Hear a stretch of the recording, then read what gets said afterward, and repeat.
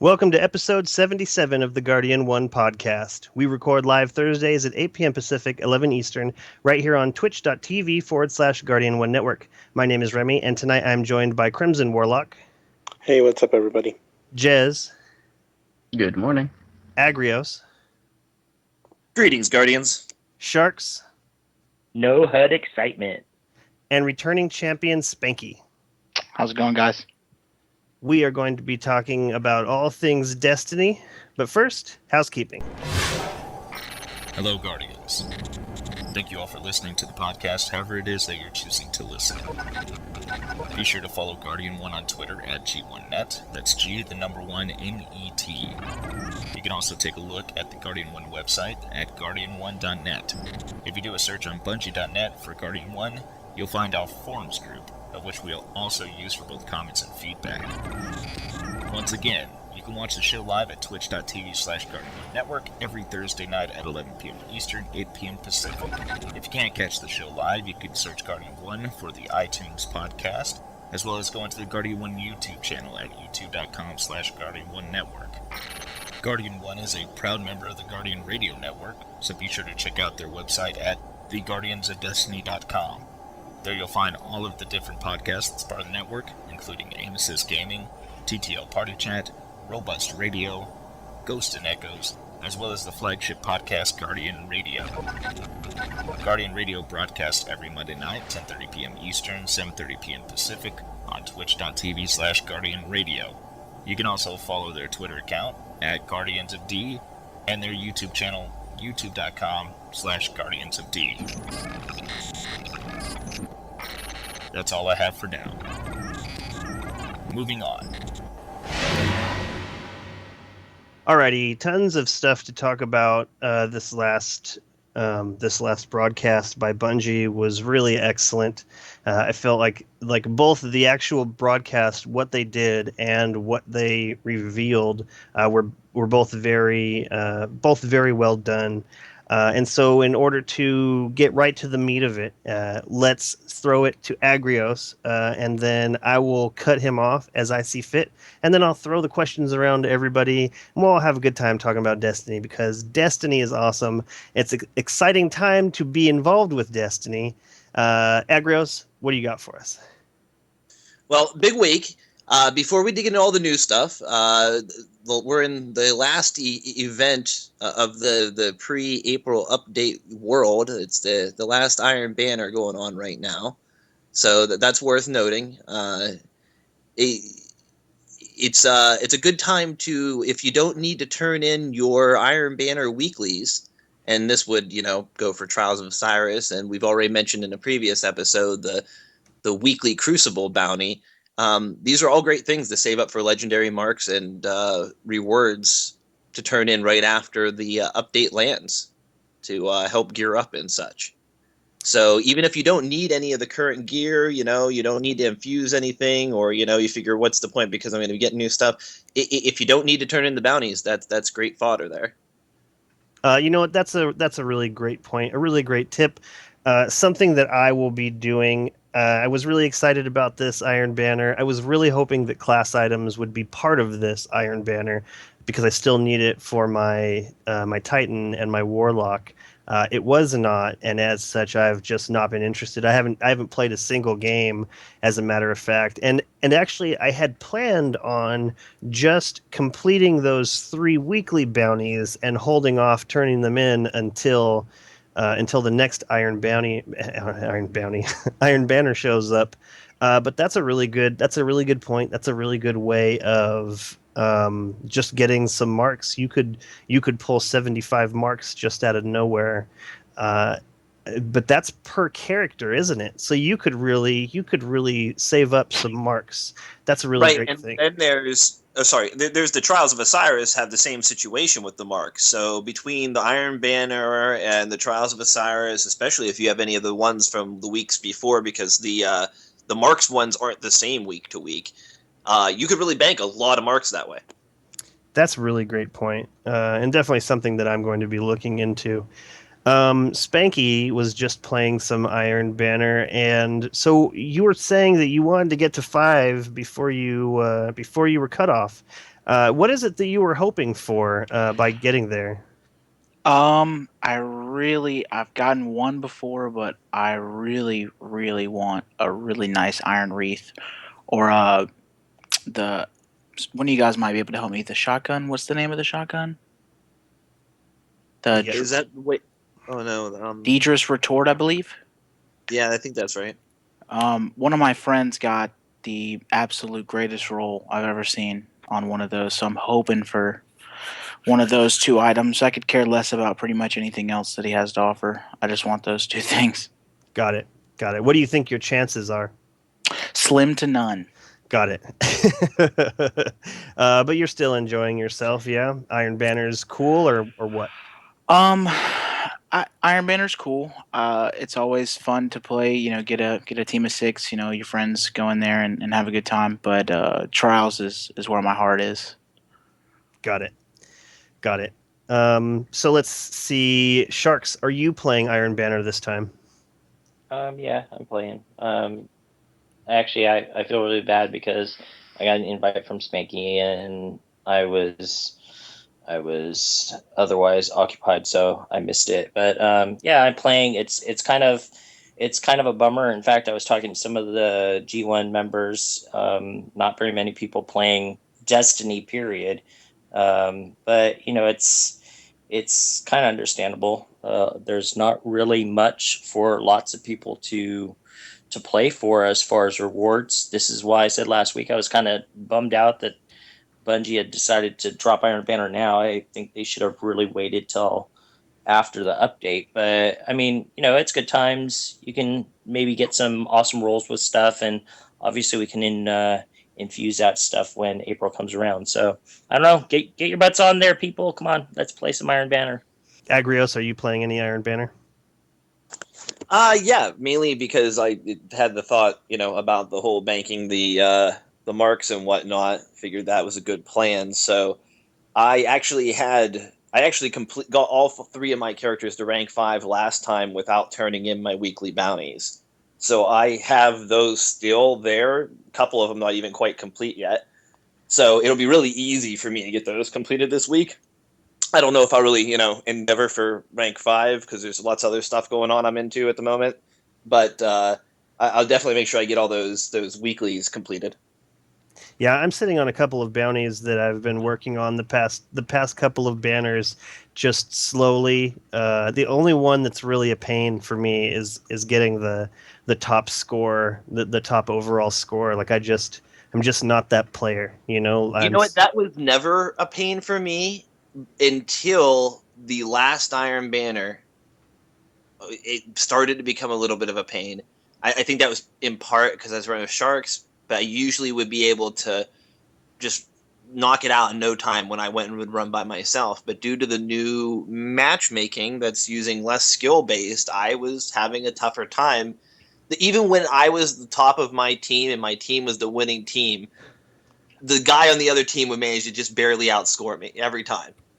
So yeah, I Crazy. noticed the matchmaking changes actually started holding me up on that a little bit. You know what's funny about that is I feel like the matchmaking changes have helped me out. I've found myself on the top of the leaderboard when it doesn't really matter several times since those changes. And I mean it's a huge gap. I actually had my very first compliment from a team member, the next person in line. I had my very first message, saying "great game," and I was out there as if I created the Crucible. I was just dropping fools like crazy. Ran the spark in. I almost got to do that twisty that twisty special one, but I just didn't want to screw up. I imagine, because I haven't done this yet. I imagine the worst feeling in the world is turning around to try and get those style points and just being shot in the face and not getting any of those points. I can't do it. Like maybe if my entire team is doing really well, I'll try for that. But yeah, not interested in doing that otherwise. uh, Jez, what about you? Are you playing any Iron Banner for any gear or for any of the reasons that we've mentioned? No, not this time around. I'm still waiting for a more uh, more interesting set of gear. I think I'm starting to play more of the fashion game than the actual stats games, though. So I'm looking for what things look good. That's cool. I could see that. Crimson Warlock, what about you? Iron Banner? Yes, no? No, I'm not too interested in Iron Banner this time around. I'm just really just waiting for that update to drop. That's what I'm really excited for. I actually haven't even tried PvP yet since they've done the changes. So I do look forward to trying it when I'm ready to jump into Destiny again. Got it. I'm curious. Okay, so almost all of you, actually, all of you except for Spanky, and Agrios is doing it for marks, but you guys aren't running Iron Banner yet. All of you are lower on the light level. Why are you not running it so you get higher on the light level, so that it's going to be easier when April drops? Because it's going to be super easy to already get your light level up when April drops.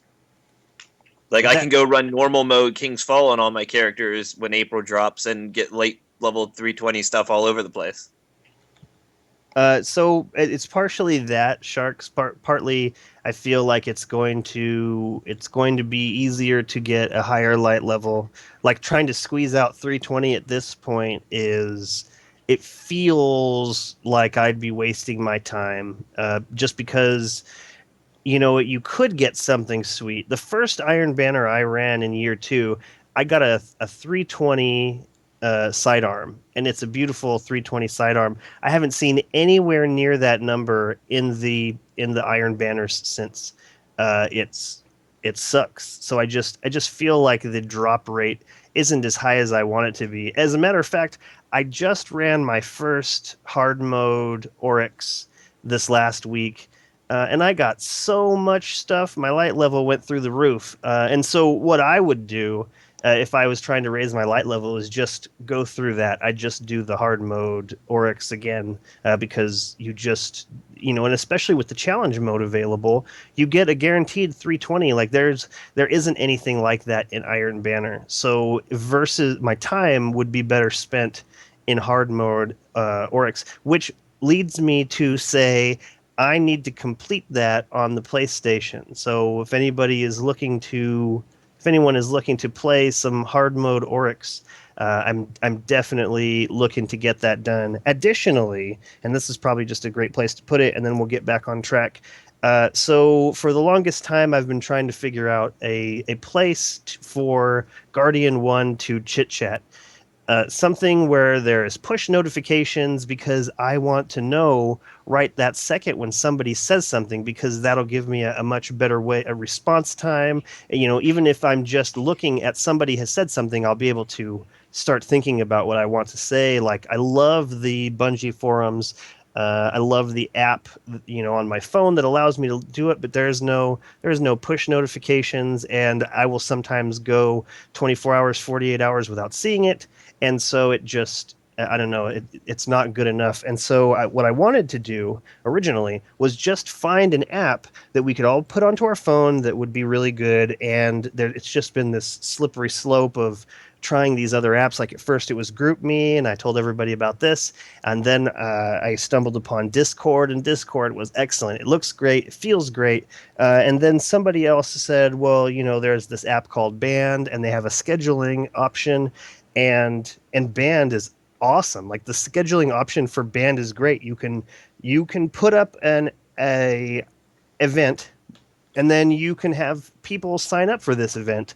And it reminds you when that event is going to be. It's amazing. But Band is it feels cluttered and gross. And then just this afternoon, a couple of the people in the group were starting to talk about this application called Line, which I don't think that we're necessarily going to be using. But right now, the real conversation is going on Discord. So if you're in Guardian 1 and you want to know what's going on with other members of Guardian 1, please look me up on Twitter at Dear Bungie, or even Guardian 1 at G1net, G, the number 1, NET, and we can get you a an invite to that going on. So we're just it's sad. I just wanted to find one and then to just be able to push that. But at this time, it doesn't. We don't know exactly where we're going to go with this. So it'll be something that I feel like the group will select. So definitely get in on that. Spanky, you had a suggestion for an app? There is an app called Slack Chat. And what Slack Chat does is it allows you to add members in.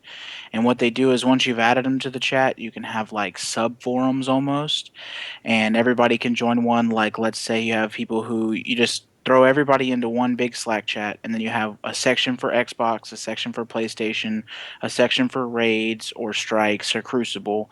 So those are your 5 basic ones, and then everybody, whichever one you're according to, you just jump into the chat. It automatically adds you. You get push notifications. You can send private messages. You can use emotes. There's no limit at all. I actually use it on a daily basis to find sweaty games. It's fantastic. I love Awesome. it.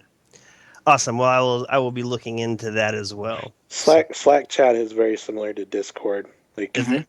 Yeah, everything that you can do in Discord, you can do in Slack chat, except for voice chat. You can't do voice chat with Slack. As much as the voice, I think is a great option. It's not something that's really come up very often. Like there was this one day I tested it out, and that was really awesome. But it's not something that's I don't have a bunch of people saying, "Oh, hey, can I chat with you really quick?" I mean, it might be due to the option not being so pushed to the front. But definitely, I'll be looking at all of these, and if you have a specific app that you want us to take a look at that you think would be good for this, let us know. If you just have a vote that you think that one of these would be better than the other ones, you have a reason, let me know. Feedback at guardian1.net, and we will see you next week. Just joking. So that's where this is, and this doing the hard mode raid was facilitated by this Discord. Like I invited some people in, we started talking, and then it was just like that. It was just all of a sudden we were moving, and it was really great, and it's something that I imagined when I when I think about Guardian 1 and the good it could do. This is one of those things. It's like, oh man, it felt great to just be in there and to get it done, and for this chat app to have facilitated that is great. So that's something to think about. All right, Agrios, why don't you get us back on track? Maybe unmute yourself first. Yeah, that always tends to help the situation. So digging into the new stuff, this week we had the second of the April update previews, New Things to Earn. Deej once again hosted, this time art lead Keith Bachman and designer Brenton Woodrow. And they talked about all the new stuff coming up in the April update. In order to store all the stuff, this comes to a great relief to myself and many other Guardians. The vault space will be expanded.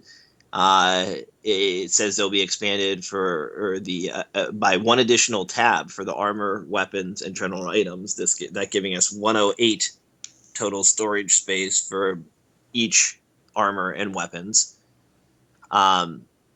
That's great right there. Some popular Year 1 legendary weapons are going to be making a comeback in Year 2. Now, they specifically give us a list. They don't entirely clarify whether these are exclusively the Year 1 weapons that are going to be coming back.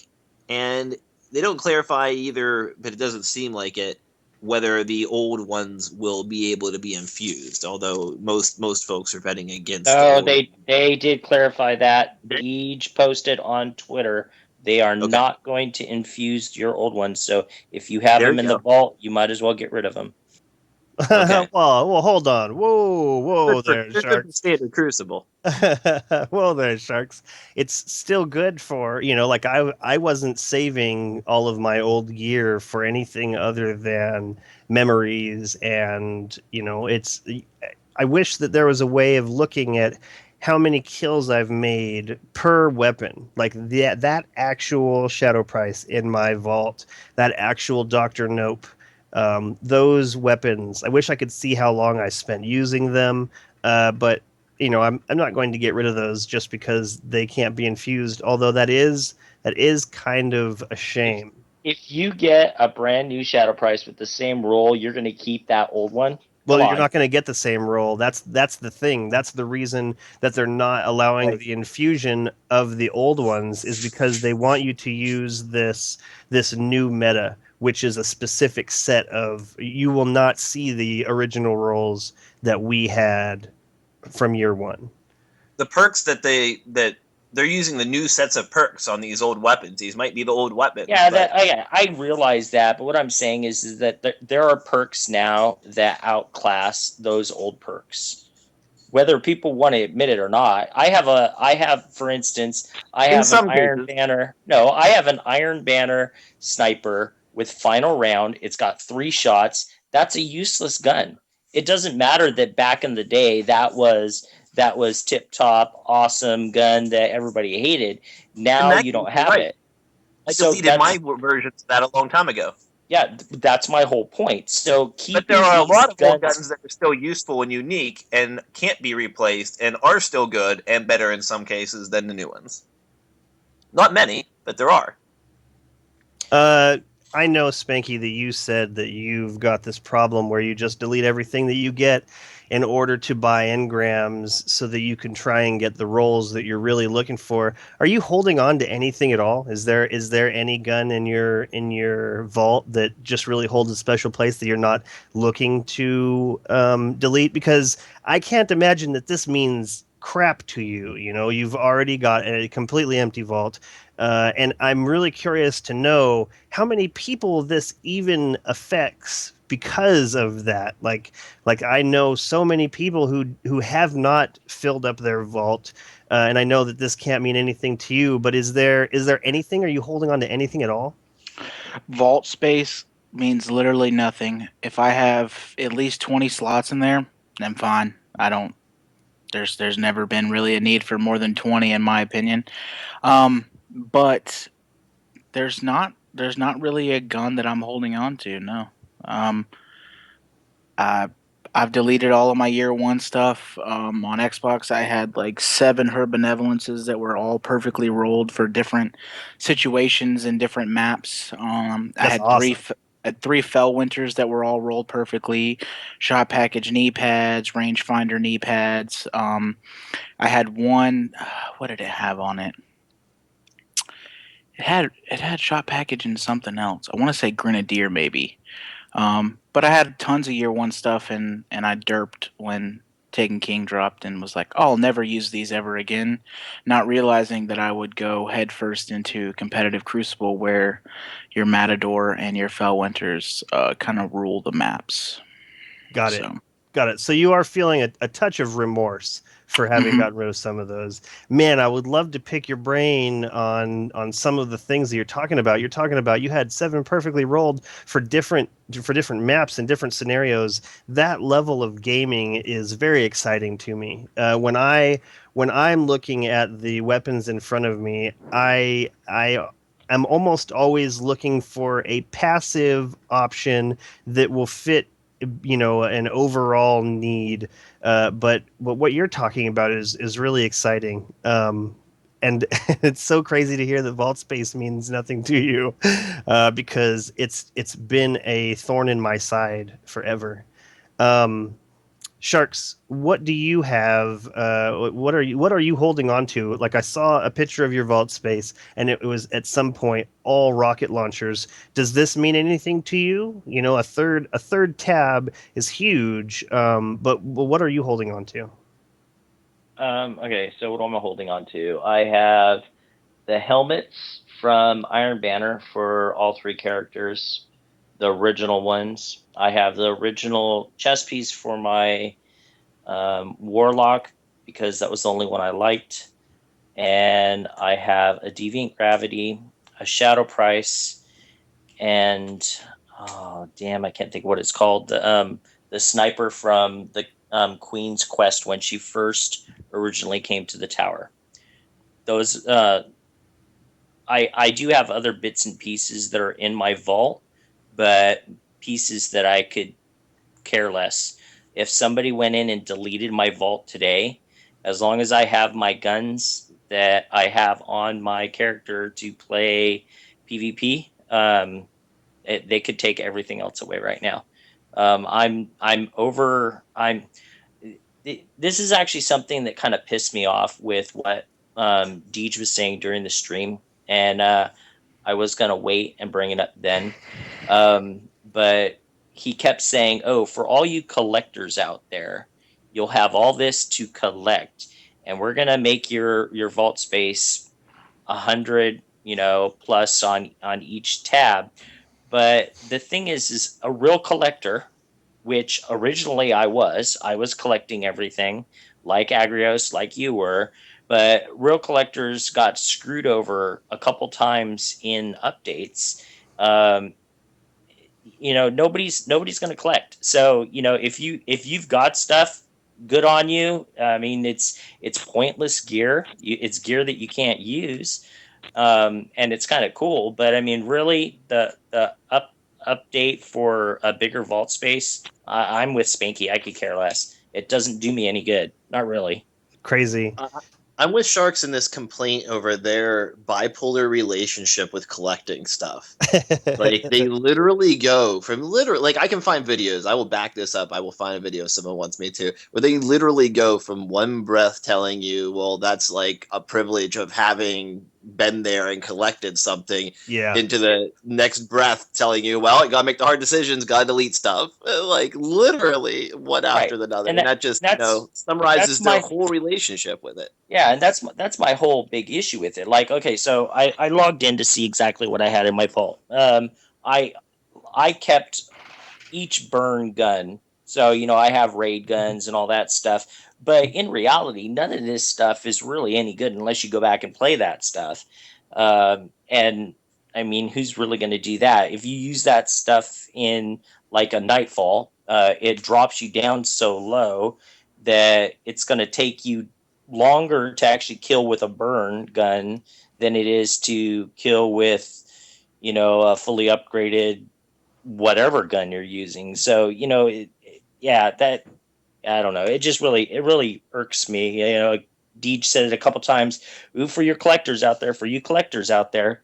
No, collectors don't trust you anymore. A lot of us have stopped collecting because of it. So, Yeah, I wish I could be more like you, Sharks, and you, Spanky. Maybe not so much like you, Spanky, because you sound like, I don't know, I'm just too sentimental. Yeah, I did, and I'm very proud of this. I'm very, very proud of this. I did go through a lot of my weapons and just axe the ones that I didn't absolutely positively have to have.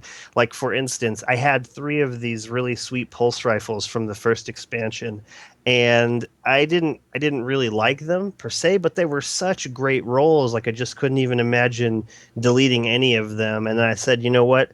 I'm going to pick the one of these that I need. I'm just going to delete the other 2. And I had like 8 spots available in my vault, and I was so proud of myself. And then, like, I don't know, the next day or the day after that was that reveal that there was going to be more space, and I did still feel good about it, because really I don't need all of that stuff necessarily, but I do want to keep some of it. And you know what, Sharks, you're totally right.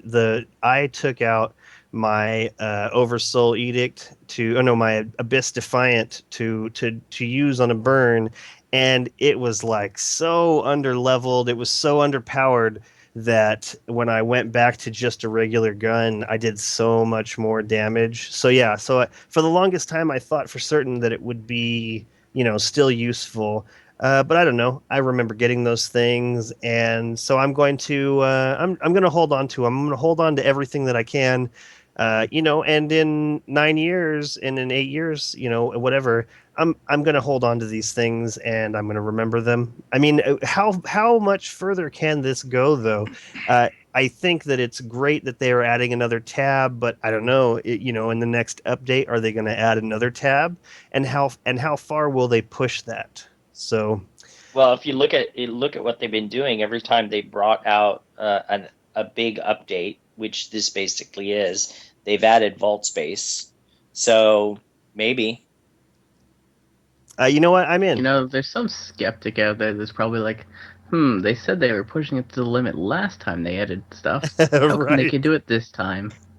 Yeah, I Well, was I wondering think about that. luckily it was Well, I have they answers for found the that. path, so now we know how to squeeze more out of it.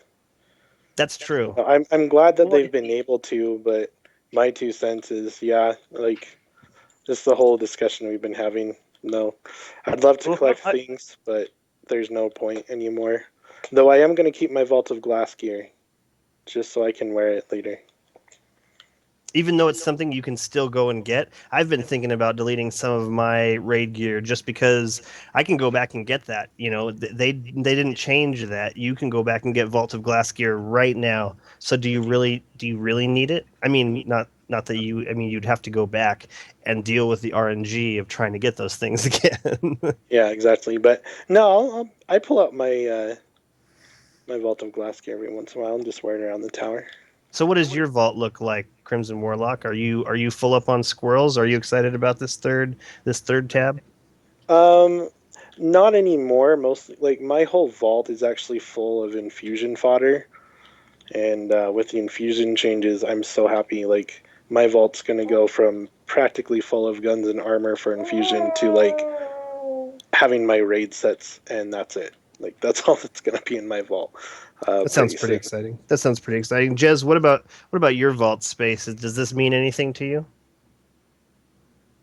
Kind of. Like I always end up brushing up against that vault cap, but that's more of a hoarding issue than uh keeping gear that I want to keep around. Like I keep around the two raids scout rifles from the first two raids, Uh-huh. and that's about all I really care about. The rest I'm just kind of holding on to because I don't want to put it to my character and delete it. It's too much work. That's hilarious. And I just realized something. You're calling yourself a hoarder. It's much different than you calling somebody else a hoarder. Like you are judging yourself. Yeah. You are not judging another person. And so I know what you're talking about. Like it's a nice thing. Like most everything, like most of my legendaries that I have are like the raid scout rifles, or that's pretty much it for legend. Oh, and I have some very specific PvP things. Like I have like a matador and a uh what was it called, party crasher, but I don't really use them. I just have them, and the rest are just like uh exotic gear that there's only one of. Got it. Got it. All right, Agrios. The last word, and then moving on. I don't really have anything else to add to that at this point. Do you guys do you want to see? Should I name the ones that they've actually announced already, or are we good enough on that discussion? Why don't you name them off if you have them right there in front of you? All right, the ones they've announced for certain are the Devil You Know, Shadow Price, LDR 5001, Badger CCL, the Comedian, the Swarm, Y09 Longbow Synthesis, Grim Citizen 3, Two to the Morgue, Zombie Apocalypse, the Saturnine Rapier, and Lord High Fixer. They've also announced a number of exotics that will be moving up into current use. Uh, those include the Dreg's Promise, Queenbreaker's Bow, Lord of Wolves, Universal Remote, Patience and Time, and then Warlock Armor, Purifier Robes, and the Sunbreaker Gauntlets. For the Hunter, the ATS 8 Arachnid Helmet, the Kepri Sting Gauntlets, and the Lucky Raspberry chest piece. And for Titans, the Glasshouse Helmet, Eternal Warrior Helmet, and the ACD/O Feedback Fence Gauntlets. That's pretty cool. And quite a few really good weapons in there. Things that I've had sitting in year one. Looking forward to picking up a new version and having it be useful again. I really love Shadow Price. It was really a beautiful weapon. Spanky, what legendaries are missing from that list? Is there a year one weapon that you would just love to have back that wasn't on that list? I want my year one last word back. I want it to actually hit and take people down effectively. No, just kidding. I'm just kidding. You know,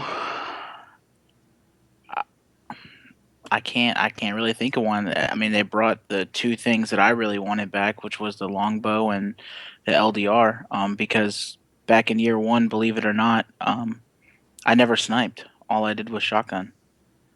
Interesting. I know it's kind of hard to believe with what I do in trials, but yeah, I never got to use those guns in their prime. Do you think Trials made you that way? With sniping? Yeah. Not really. I knew the shotgun nerf was coming.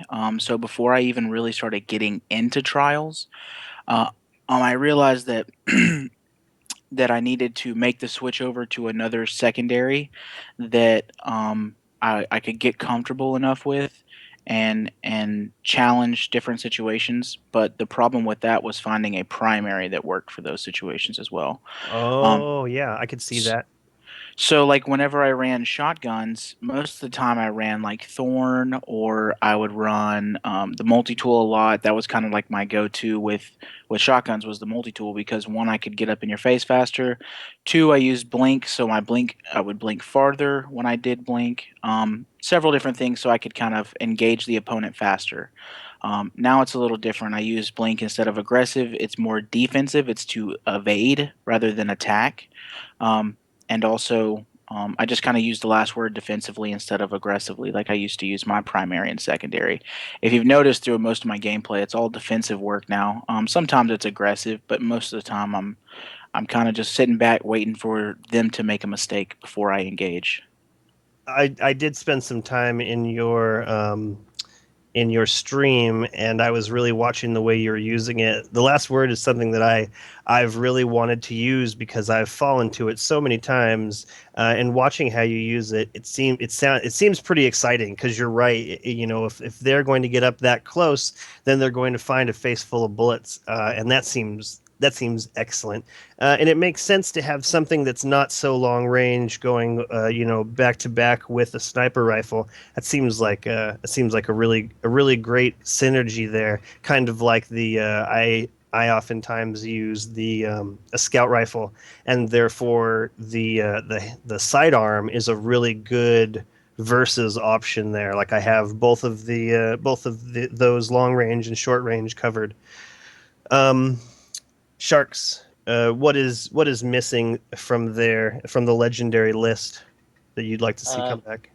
well, I was surprised that they didn't have deviant gravity in there, but the the thing is that all of these guns, all of the perks and everything that they've screwed around with over the past year or year plus, I mean, is anybody really going to use a shadow price?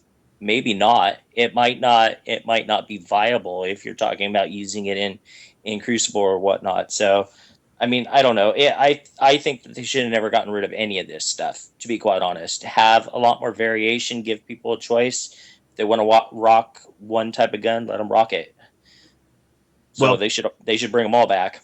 I think that they had to get people off of Vision of Confluence somehow, because at some point that became my go-to as well. Just what an insanely wonderful tool Vision of Confluence is. Agrios, what legendary was missing from that list in your opinion? Deviant gravity, eh? Yeah, so that's actually something that you would use in PvP or PvE. PvP. That's it's well, they've changed this is a whole another bottle of something, but with a bottle of worms, the can of worms, yeah. But I totally forgot my metaphor, but you know what I mean. It's a whole other thing. They changed some of the hidden stats on this gun like stealth mode during one of the last weapon overhaul updates. So they altered the aim assist significantly. But the Deviant Gravity A, as it was when it was normal, the whole way up through the launch of the Taken King, it was an awesome gun. Now, it was like the next best thing to a Thunderlord, basically. It was like the legendary version of Thunderlord.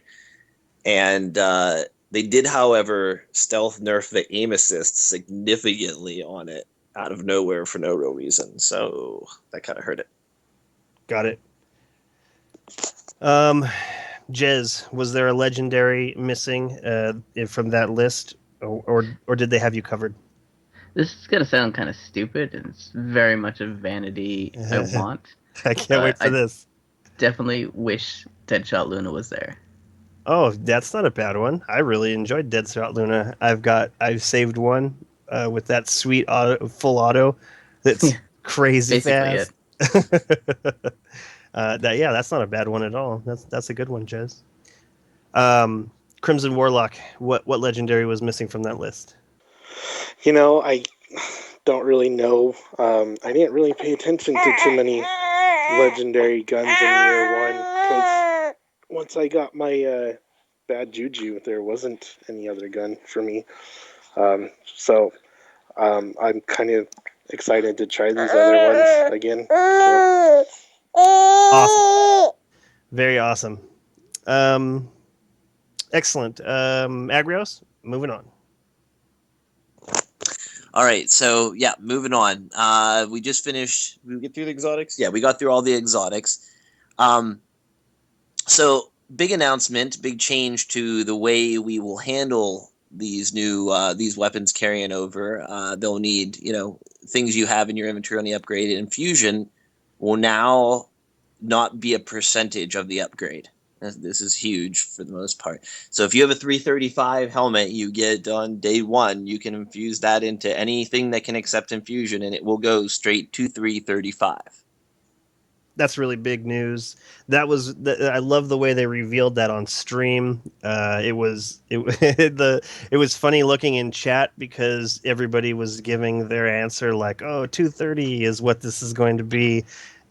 This is a great change. I'm really excited about it just because, and at the same time, it was kind of cool to try and plan out, what am I going to do with this? Where am I going to put this?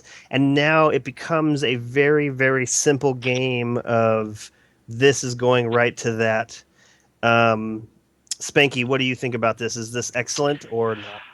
I like the fact that now it's not gonna be like, oh well, if I got to grind to get this, to 335, or I got to continuously get this piece of gear. It's if I get lucky once and I love a primary more than another, guess what? Now it's the max level.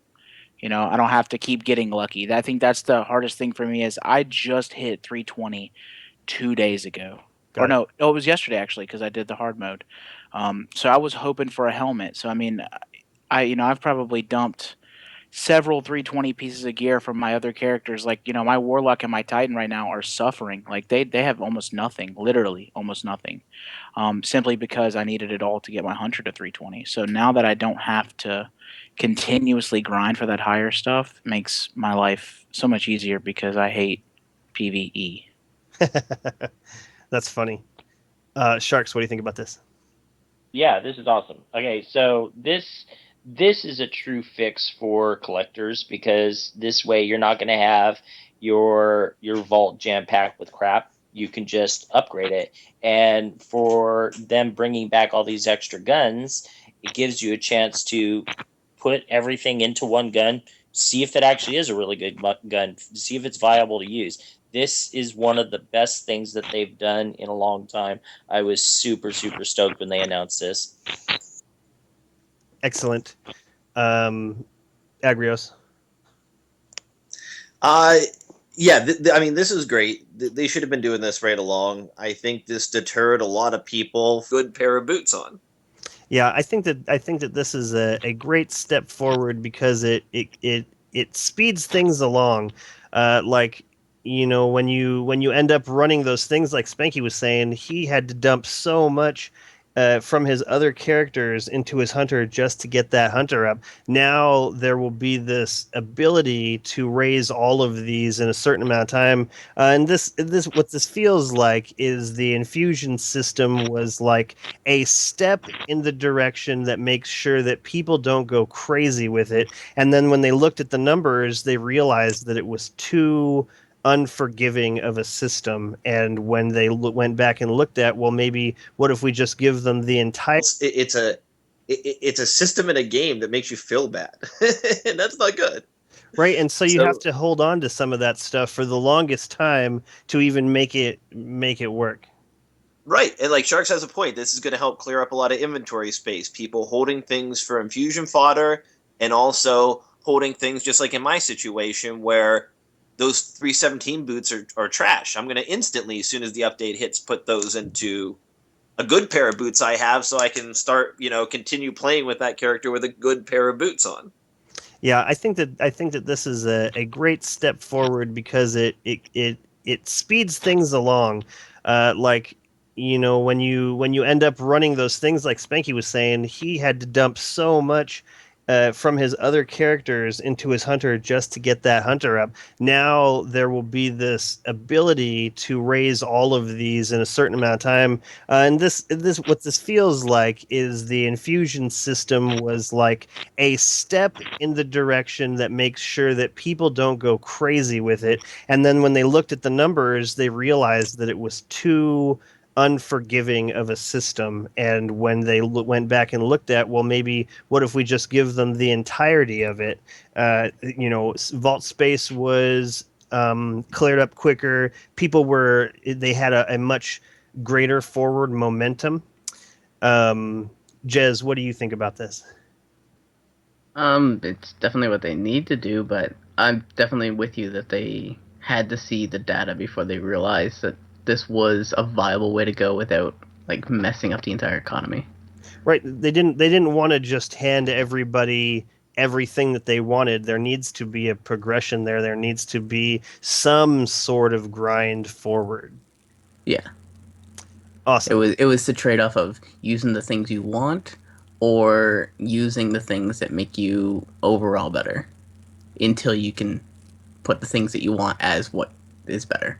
Right. So it worked, but even better would have been if they did the same. They did the system that they do now, but they gave you an idea of what you're going to get to before you ruin your weapon. Right. That's funny. I wonder how many people have come up just one light short and then just been sad that they even did that. Yeah. Crimson Warlock, straight over light level increasing. What do you think? Oh, looks like your headset's not so unbroken as we were led to believe. Okay.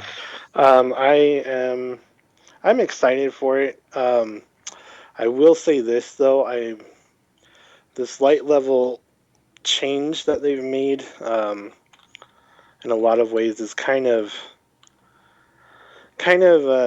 not made me want to grind as much, just because now that there's a window of effectiveness, that drive to hit max light level isn't really there for me anymore. I'm excited to see my light level increase and do all the gear stuff, but if I don't hit 335, but I'm like 332 or so, I'll be happy. Yeah. After with the system brought in with the Taken King, I didn't feel the urge to grind up so much either. With the first expansions, I felt the push to try and be the best, but then once I realized that in just a couple of weeks, just a couple of months, none of this work is really going to matter.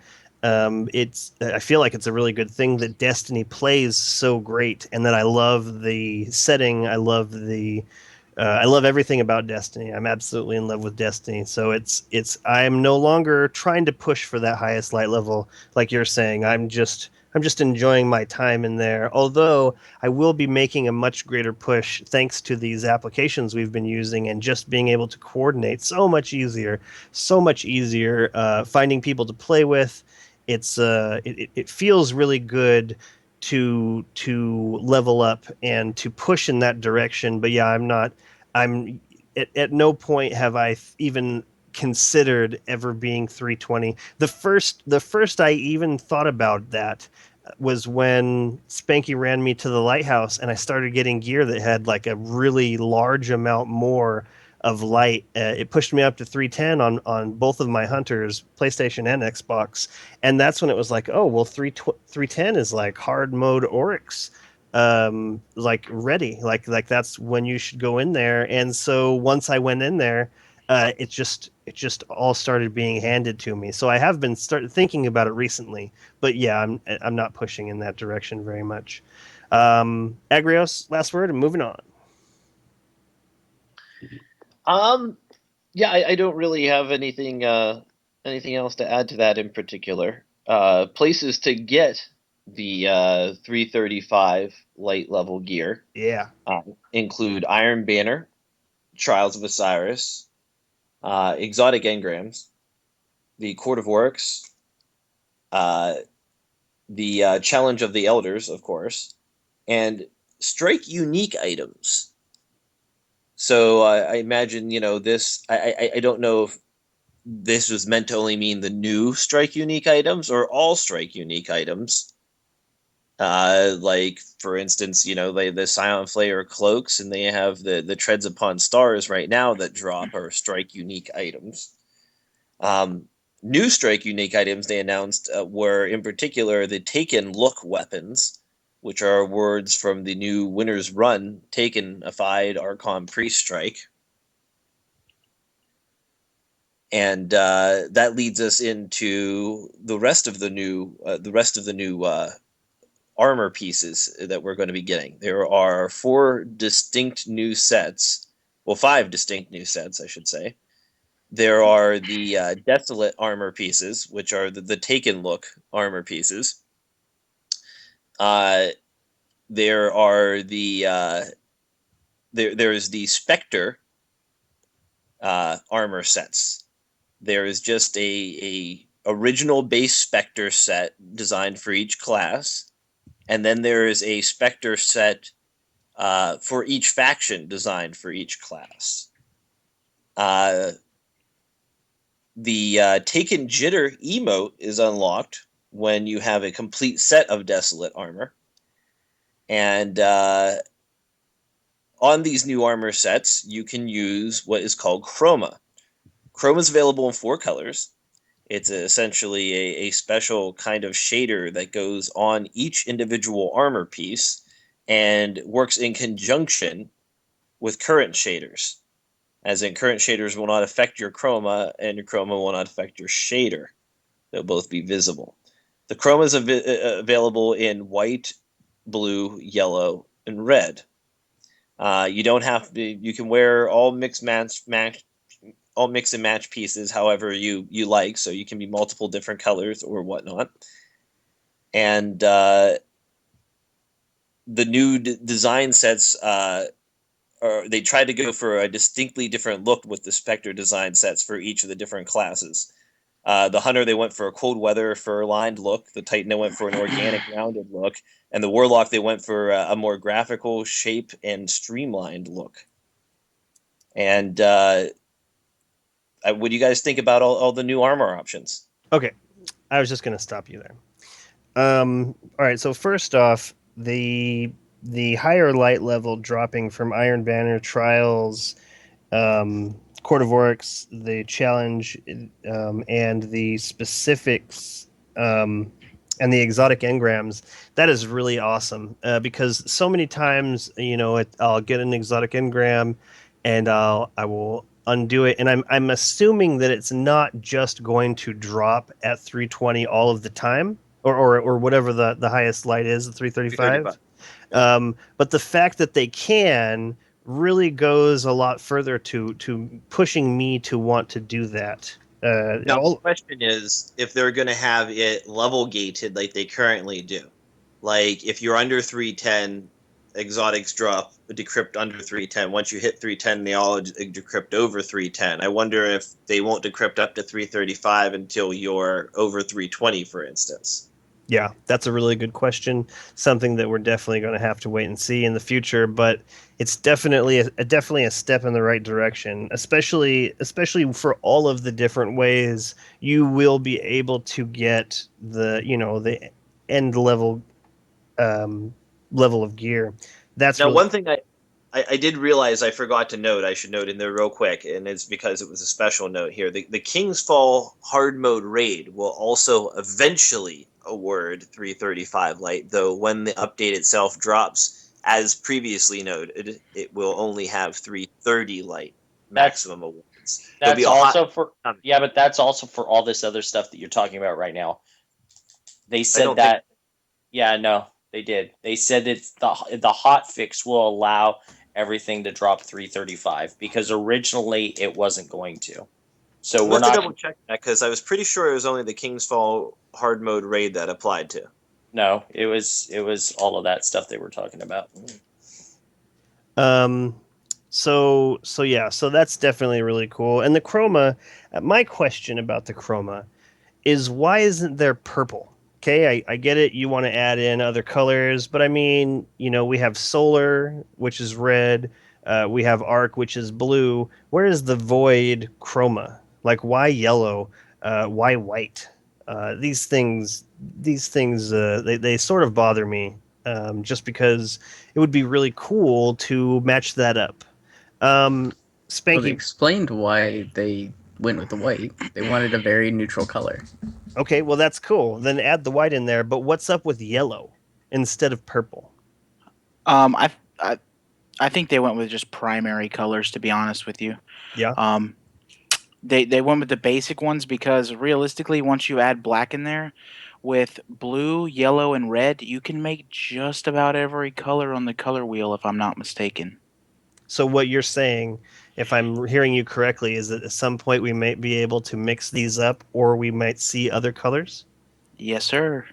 That would be really cool. That would be really excellent if that was the case. That would add a whole nother layer to that, to the collecting. That would be really awesome. So what do you think about this? What do you think about, the highest light level dropping from all of these places? And also, what do you think about the chroma? Is it cool? Is it lame? What's up? I like the chroma because every right now, if you really look at it, everybody looks the same running around. Either like I said last time I was on, you can tell who plays PvP mostly, or you can tell who does raids and strikes because the higher gear that they have when they go into those higher challenge activities, it is all pretty much one type. Like all of my gear is strictly from PvP. I don't have any raid gear that I use in Iron Banner or Trials or anything. You will never see me wearing a raid cloak. You'll never see me wearing raid gauntlets, anything like that. So I think what it's going to do is it's going to allow you to even further customize your Guardian to an exact look that you want. That way, my Guardian doesn't look like your Guardian, running around. So I think it's fantastic. I think the fact that I know a lot of people have touched on this, and it's kind of a sore spot. I don't think you should be able to buy those shimmery boxes, or what are they called? Are they shimmery treasures? Sterling. Sterling treasures. That's it. Sterling treasures. Yeah, I don't that's think you should next be on able the to buy list. those from Eververse. I think yes, they are cosmetic, and yes, they do drop at level 3, but I disagree. They're not cosmetic. I don't. Yeah, they're not cosmetic to me because you have to play an activity of some sort to get that in the game. But the fact that I can skip it and buy it, that's like me buying raid gear that's at level 3, but they're like, oh, hey, by the way, what you can do is you can just go do strikes and get this up to 310 and voila, you're good to go. Like you already have all Well, you need. Like it's I mean, I don't know. Maybe I'm being I don't know. Yeah, I'm You're totally 100%. I'm totally against buying stuff, but I have to say, at least they're putting it down as low as you possibly can get. So anybody, if they want to get that, as opposed to grinding for it, because The level besides, itself doesn't matter. It doesn't matter whether it's 3 or 300. You no, instantly pop it up to 335 exactly, with yeah, whatever. but You have yeah, to but get it that doesn't have any 335 extra. first. Yeah, it doesn't. You already have to have that 335 anyways, so it is Right, but here's the cosmetic. difference. Here's the difference. Okay, so say I want to get all intellect discipline gear, and I want to get the best rules on intellect and discipline I can, so I can actually get max intellect, max discipline, and even 2 bars of strength. Okay. I also want gauntlets that'll give me increased reload speed on auto rifles and increased attack speed. And I have a whole lot of money. I can pay for infinite rolls on armor to get exactly the rolls I want, so I'm geared perfectly, and then take the very first 335 light gear things I get, pump it into that. Yeah. But that's the See, same as I could go out and kill an infinite amount of random dregs until they drop engrams and turn those in, get infinite rolls that way. It's just a Yeah, but that's the difference. difference is you had to put the time in to work for it instead You of have to just put the paying time in to for it. get your money. The only Correct. thing that I see bad about this, the like I get what you guys are saying, and I do not disagree, but where the line is crossed for me is the fact that you will only be able to get 3 sterling boxes a week. Like there is a cap on how many you can just play for. Like if you could just keep playing for sterling boxes, like you can just keep buying sterling Yeah, boxes. but the Sterling boxes are guaranteed gear. You can still get that gear from drops. No, you Putting can't. a lot Oh, of yes, time. you can. No, You can get well, that. you You can can't get. get that cosmetic design of a gear, but you can Yeah, get gear. you can't get the Taken set Right, anywhere but Sterling boxes. right. The same with the Chroma sets, the Spectre sets. Except for the faction stuff. I mean, My issue. I see where you guys are coming from, but to me, honestly, I just don't. I'm not. I've never really been a fan of microtransactions. I think it kind of paves the way for pay to win, and that's a real touchy feeling in this community. A lot of people don't want to talk about it. A lot of people have mixed feelings, and I understand where they're coming from. But for me, I just feel like it's a slippery slope, and with Activision behind Bungie, we're kind of starting to take some direction towards that slippery slope. So where is the line for you, Spanky? Like what would they have Uh, to do for you to say, "All right, I'm out of here"? when you can buy a weapon that I have to actually play for. So, like, let's say, for instance, just as an example, so let's say you have the last word, all right? Well, you can go buy it from Eververse, or I gotta just hope that I get it from a 3 of coins drop. I'm out. I see what you're See, saying. 100%. I agree with you, Spanky, and unfortunately, this is why Agrios is going to say, "How come you're not agreeing with me?" Because that is kind of the same thing Agrios is saying about armor. And I do see his point, and I hadn't thought about it the way he was talking, but that is still kind of pay to win, kind of. Well, the Oh, one I thing don't that think it crosses the line that I could, like you said, it's kinda. I don't think it quite crosses the line into pay to win, but it pay to not have to do any of the work to get the same like chance to win. Yeah, To I be mean, honest, I think the worst offender so far for DLC or for microtransactions is still the collector's edition cloaks or collector's edition class items. And why do you say that? Well, they actually had a bonus on them that you can only get from that. Oh yeah, they sped up your subclass. yeah, but That's right. it didn't Oh, it matter doesn't matter because you had now. no, it didn't matter then either because by the time unless you went and put like 500 motes of light into it to upgrade it so that it would matter. I had my subclass fully maxed before I had my stupid cloak or any of that other shit fully maxed. Well, that's also because we're kind of gaming the system by having a whole bunch of random bounties and stuff ready for Right, us to pass in. So right. that's True. really a side issue thing there. Okay, so what do you think about See, this here, chroma, Jen. Sharks? Well, okay. But the chroma, I like the chroma. I think it's really neat. I mean, this is gonna bring me back to potentially collecting stuff, which I hate to say. Um, because I don't want to go down that route. But I mean, the thing is that's what's fun about this game is doing stuff like that and playing with everybody. So I mean, I'm bound to do it anyways. I think it's really cool. I really wish that the chroma would be on every piece of gear. That would be even cooler. But that's probably too much coding that they would have to do. But yeah, I mean the lighten up your guns, that's pretty cool. Lighten up your armor. Yeah, that's pretty badass. What I want is the Taken gear, but I just don't like Prison of Elders gear. But I'm gonna do it just so I can glitch my way around um, the tower. So yeah, it's cool. I really liked the Prison of Elders gear. I didn't get much of it, but I always thought it was cool. I made sure to buy that helmet, the Titan helmet. I always thought that looked really cool. And then that's like a line in the sand that a lot of people didn't like, calling it That's bunny ears. disgusting. That's disgusting. Right.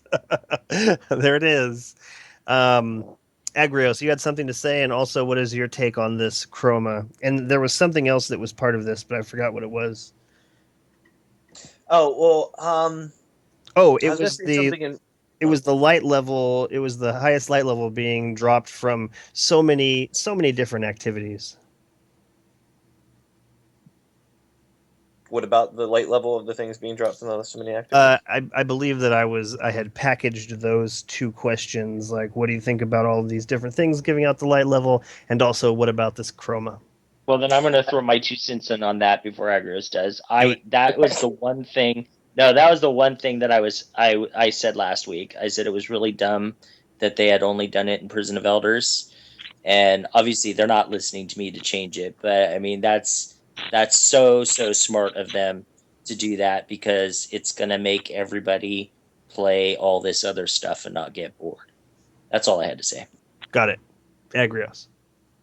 I think it's good because everybody has their own way of trying to get there. There's not just one way to get to your end goal as far as light level goes.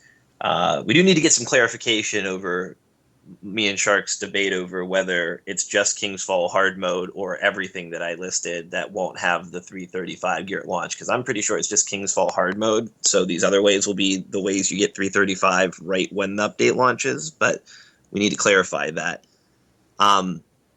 The other side of it was what was the other half of the question? Chroma.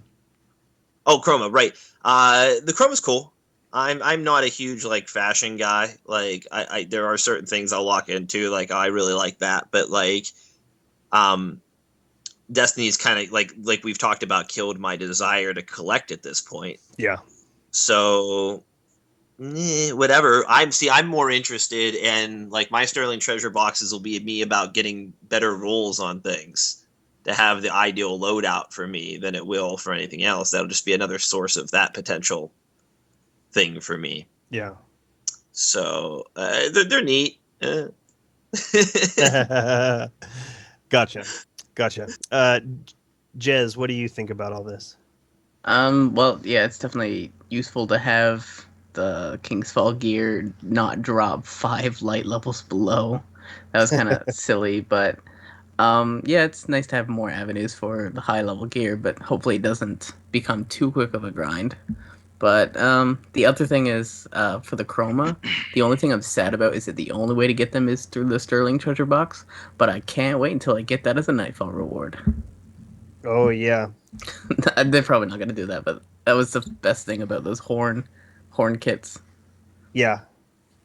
Yeah, I liked that. I actually liked getting like emotes from Nightfall. Like that's basically 200 silver they gave me for that. I don't know. I thought that was cool. Something like that, to be honest, should be as an aside to the gear, not the gear. It should be, oh, you also have a random chance to get the chroma, or random chance to get this cash up item. But instead of, you might also get this instead. Were you guys surprised that they didn't include Nightfall in the list of 335 stuff, since they have said many a times that Nightfall is in-game content. That is strange. That is strange, and that's unfortunate. I don't know why they're pushing people away from Nightfall so hard. See, I come from a very MMO focused background, so my immediate reaction is, well, that's because Nightfalls are there to get you ready for raids, and Yeah. that's all they're there for. Yeah, That's but what that's heroics were sad. for in World of Warcraft. That's sad though, because you get a certain amount of stuff from the raids. Like you don't get regular stuff from the raids, right? You only get raid weapons and gear from the raids, right? You don't get like heliopause anything. Is that correct? Correct. Yeah, okay. So yeah, You can get some random engrams, but oh, okay. That's true. That's very true. Because I don't know, it makes more sense to me to add Nightfalls to that. Especially because there is no more guaranteed burn, and because they also took away so many primaries that had burns on them. Like it makes sense to me for it to be end level quality content. I don't know. I mean, think about it. They've added all these other things to the list. Iron Banner, like that is more end game than Nightfalls. I don't know. I don't know. It's ridiculous. But yeah, you're right, Sharks. I was definitely surprised at that. Crimson Warlock. What do you think about all of these ways to get end level gear and also chroma? I'm excited because it definitely does give it gives you a reason to do all those activities, and find something that you like. So that carrot on the stick does seem to have many more avenues to find the carrot, which is nice. Um, I like the idea of chroma, but I was not happy to see that it's taking up inventory space. Um, and I also don't really like that there's like different colors that take up inventory space too. I much would have rathered it be more of like a token, like our marks that we get, and it just says chroma and it tells you how many you have, and not take up an inventory space. I think that would have been a lot better for us because it's just another resource to take up unnecessary space, in my opinion. Well, I mean, they are But giving us another tab under miscellaneous. That's where but it's going. but they're not giving you another like 10 slots on your person, Oh, I see what you're saying. and you can't use your chroma if it's in the bank and you're not there. Like, you have to take it out to use it. So that is the one negative I saw about it, but I'm excited to see it. I don't know if you guys saw this, but there was a picture I saw on Twitter where they hovered over the Eververse Sterling packages, Uh-huh. and the Eververse Sterling packages drops one armor, but two of the secondaries, and not one, like the ones that we earn. They both it, do. it It's a guaranteed stuff too. discrepancy. Oh, was it a discrepancy? Because Because when he hovered over the ones that he got from the postmaster, they said the same thing, that it gives 2, and then when he went to the actual description, it said gives 3. Yeah, I was just saying in the actual description it says gives one guaranteed armor piece and up to 3 possible other awards. okay, all right. Well, never mind then. But yeah, that And was the one he actually redeemed gave him 3 items. It gave him one a Spectre helmet and 2 blue chroma. okay. All right. Well, never mind then. Then I don't have anything else to say other than it is kind of annoying to have that money grab of well, you did your activities, but if you want more, you gotta do this. So I am not excited that they are selling it that way, just because Oh, if yeah. if it's supposed to be something like something that you earn and feel great about it, like, I can't really justify spending silver just to get it that much faster. I forgot to mention that I'm still vehemently opposed to anything that costs money having a random roll. I think you should be able to buy what you want, and that's it. Oh yeah, yeah. I'll say this about Chroma too. Like, why did they have to throw another layer of RNG with Chroma in there? I mean, even on stream, that changing chroma to that color that you wanted on that weapon, it seemed like that guy just threw out 700, 800 I glimmer. totally agree with you, Which, Crimson.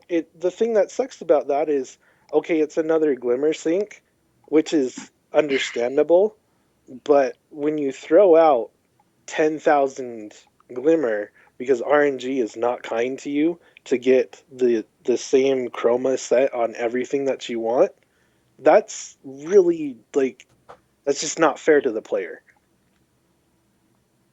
Yeah, well, and that's what's bringing Eververse forefront for people to do it. There, Deej went through, like, when he was changing his, he got the same color 2 or 3 times.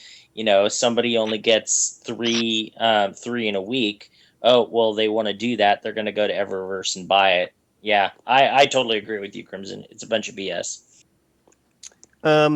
I read a Reddit post where somebody was talking about, like, this is the beginning of the end, and surprisingly, there many of the posters were like, well, this isn't that big of a deal. It's not. It is not unlikely that you could pull a 550 or a 551 on stats just by picking up other pieces of gear, and I'm not saying that Reddit is some kind of canary in a coal mine, but it was interesting to see so many people stand up and say, it could be a bad thing on the horizon, but this is not that. It is for people like you, Spanky, who go in very hard on the actual stats and plan things out. Like, that's a level that's still attainable through in-game play. Like, you are still able to, if you want to, if you have the time and inclination to, you can still go in and pick the pieces of gear that are going to get you there. And I think that it is sad that you're able to just basically purchase these rerolls, but it's not a huge problem yet. See, I think a lot of people called that slippery slope on a lot of the things they've done already. And I didn't really see it as slippery slope yet. But now this one I definitely call slippery slope on. Like, it's not quite crossed the line to pay to win yet, but it's makes me extremely unhappy, like, about playing the game, to be honest. Like, it's a big bad area, because I can just picture somebody sitting somewhere. I understand people are in business to make money. Companies are in business to make money. I never fault anyone on that. But I can just see them sitting there looking like, look how many people dumped that much money in there to get a flaming skull that didn't do anything for them. Imagine how much they'll pay to get the right roll on a set of boots or a set of gauntlets. Not only a set of boots or a set of gauntlets, but like a specific, very highly sought after set. Either this Right. Spectra or this. Because it doesn't matter how hard you want to play. The only people who are going to have a full set of any of this the first week are the people who are going to go dump a bunch of money into this. Right.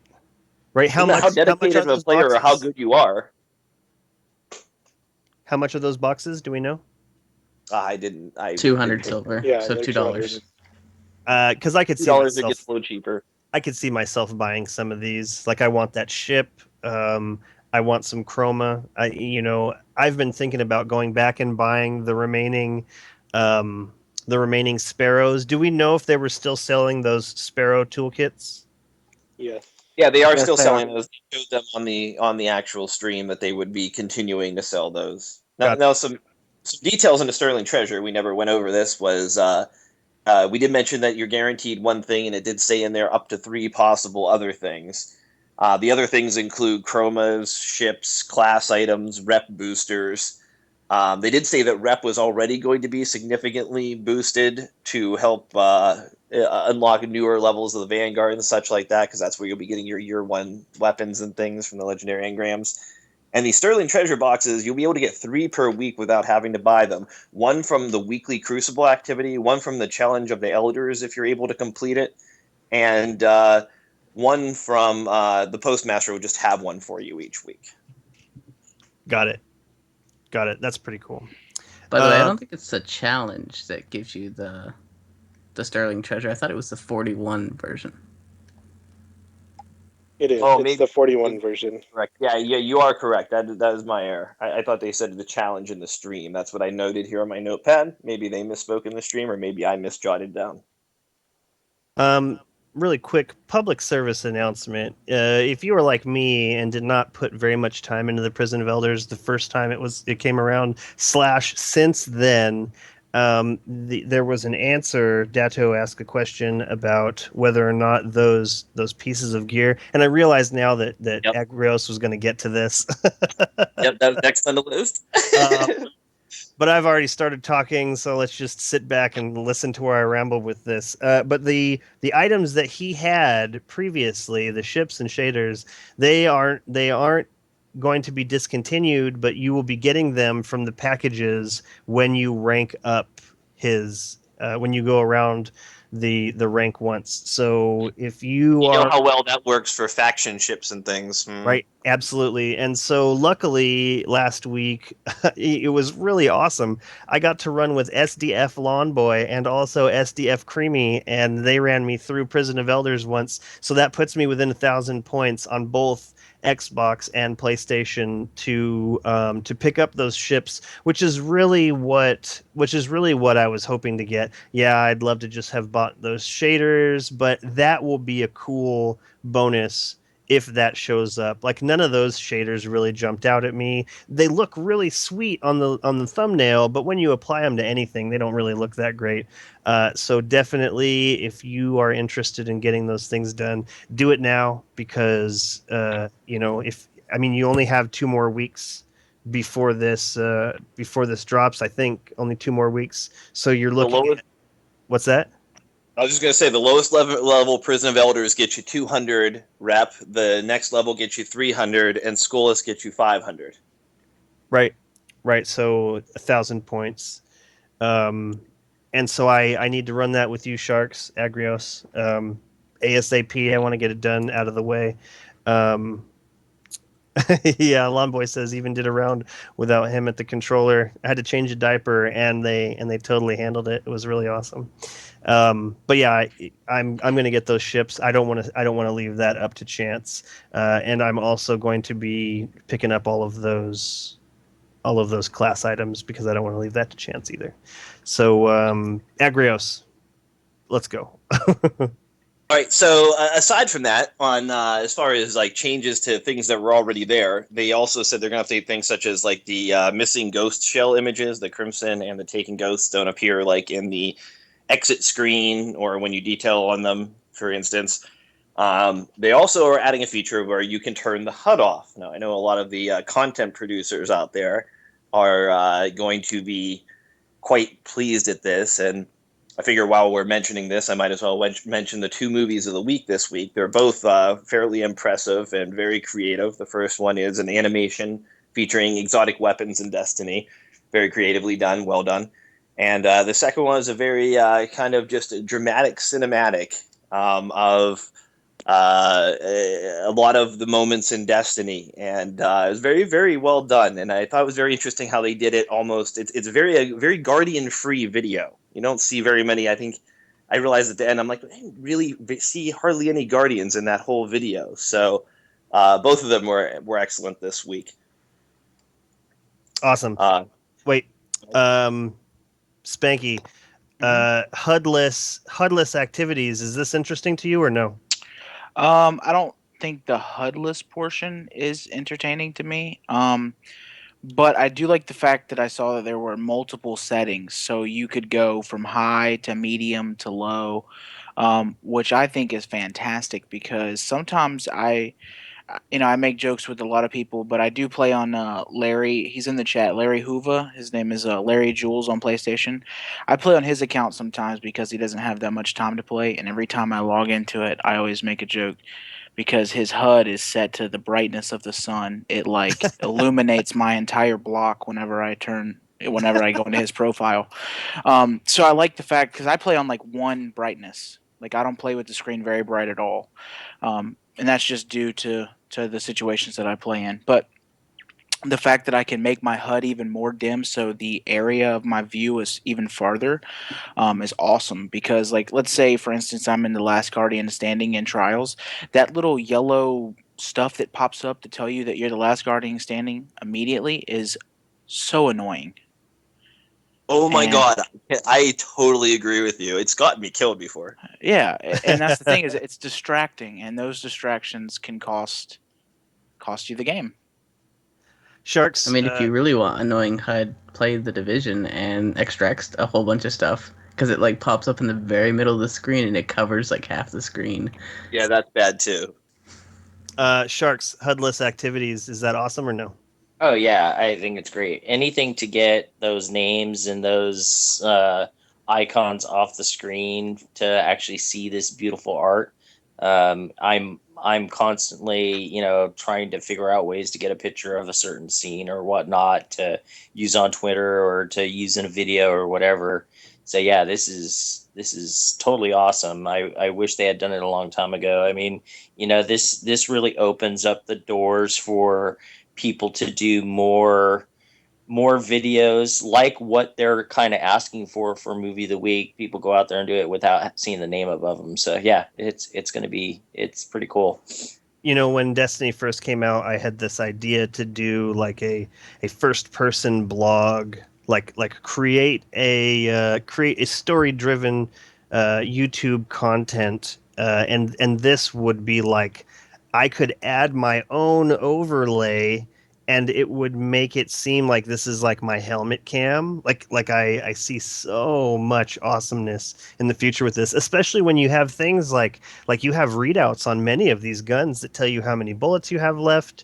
And I don't know. I think that a lot of the times you might not even be using the reticle that shows up in the center of the screen, because you're aiming down the sights so much. So this is all very exciting to me. Agrios, what do you think? I like it a lot. I think it's great. I've taken a number of pictures using the whole pause on pause glitch thing to get a clean picture. Yeah, I do that all the time. And I think this is great. And I hate to like look a gift horse in the mouth or whatever, but I would really like to be able to independently control the HUD elements on top of what they've given us. I would like Oh, to be able to completely turn off certain elements while adjusting the opaqueness of other elements, for instance. So I understand it's asking for a lot, but that's what I would be looking for, to totally be able to customize my UI experience like that. I remember some of the older Assassin's Creed games had really good UI interactivity like that, and they also had extremely good player feedback. Like you could tell your character's health level or what weapon they had equipped simply by what was going on in the screen and the way the screen looked. So once you figured out how to play, you could turn off most of the HUD elements and have an even more visceral experience. you're right, So, because not having to redo the motion tracker would be really cool. Where are we? Jez, HUDless element. Is it a thing? Is it not a thing? I feel like I'll probably like throw it off just for fun. Like it would be an entirely different experience not having any type of like uh any type of radar or ammo count and have to rely on looking down at your gun. Yeah. It's a little bit more realistic and also it'll help, especially when they like completely nerf the no gun glitch. Uh-huh. It'll help people actually make content that way and it not look like, hey, they're definitely playing a game because I can see all these elements. Right. Right. That's so awesome. I'm so looking forward to it. Crimson Warlock, what do you think? No HUD. I think my initial thought was Rooster Teeth, you better get to work. But I'm excited for it. I will probably use it mostly just when I take screenshots, though. But that's just me. So excited. I'm glad. Just so that our movies of the week can be more creative, and other content makers who want to do it, they can have fun, and maybe we will get a new similar Rooster Teeth company that comes out of Destiny because of their work. So I'm excited for it. Awesome. Agrios, moving on. all right, moving on. So there was a lot of talk tonight of things coming during the April update. We mentioned what was going to happen to the ships and shaders at Varix, because that's going to be a change, something going away, but we'll still be able to attain them a different way.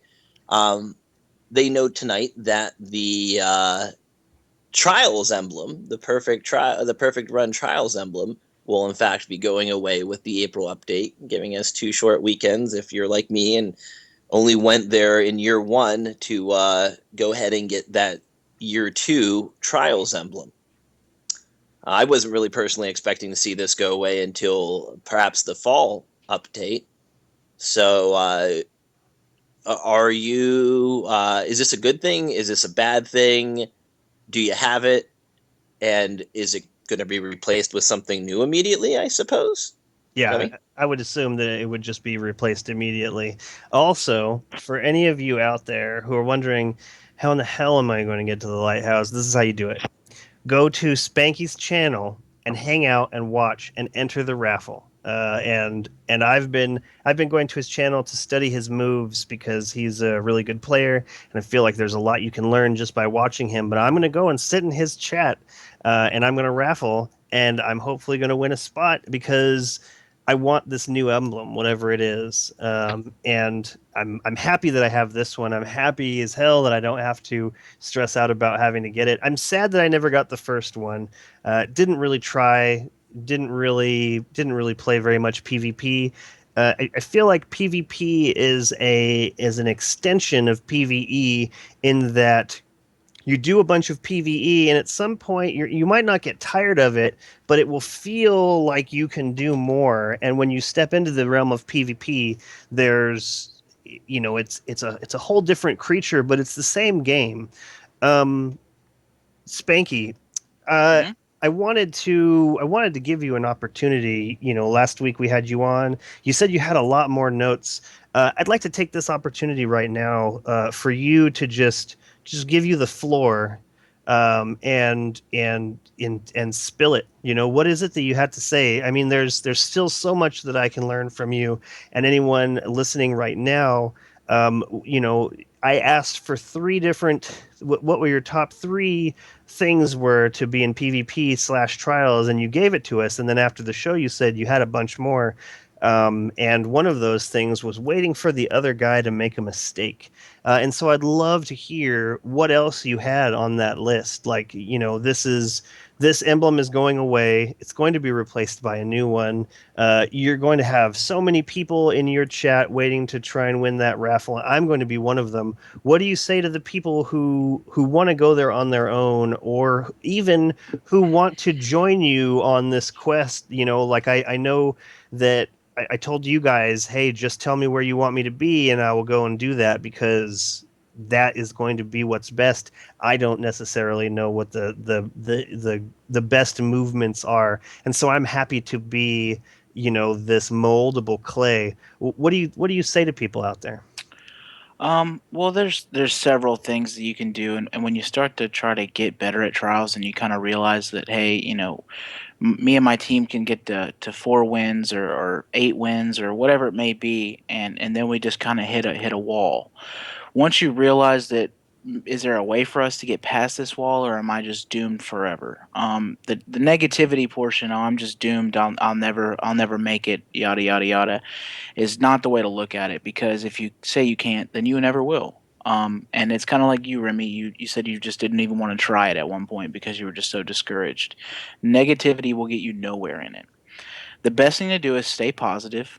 Um, no matter if you win, lose, whatever, continuously think, okay, well, maybe instead of pushing this way when my 2 teammates were over here, maybe I should have followed with them in suit. Um, but my first thing is loadouts that I really wanted to talk about. A lot of people will sacrifice, like, let's say primarily they run a shotgun in regular PvP, but they'll sacrifice it for a sniper because, oh well, I can res kill. Well, that's awesome, but it's not a necessity. Play with what you're good with. If you use a shotgun 99% of the time, don't switch to a sniper. Stay on a shotgun. Learn where you fit in with your team. I always find that especially if I do trials help, it's really nice for me to have another Sherpa with me that can shotgun and shotgun well, because I 99% of the time you're gonna have cover fire from me, whether it be on one dude or two guys. As long as you're up in their face and you're distracting them, I hands down I will pick them off every single time. Um, but when you have three snipers on the team, you're predictable, and being predictable doesn't get you flawless. Um, Another thing too that I would like to point out, when people die in trials, they like to complain. Oh man, I hate that gun. Oh, he sniped me. Gosh, he's there again. Oh, he's head glitching. Oh man, I'm so tired of this weapon. Whether it's the doctrine of passing or whatever it may be, instead of taking those couple seconds to complain, you have a 360 vantage point all around your orb, no matter where it's at. If it's in a good place or a bad place, you have a better field of view from not just your point of view where you died, but also your teammates. So you can make call out and say, hey, they're on the end of the bridge, or they're over here by this rock, or they're right here. Oh wait, no, I see the guy who killed me. They're moving over to the left. Watch out, guys, they're gonna flank you. Or you can watch your teammates back if he's hard scoping a hallway, or different things. Just communication is everything. I mean, that's probably, I'm sure anybody who's been in my stream, they'll hear me yelling that out. Like, I don't care how he killed you. I don't care what you died by. Where's he at?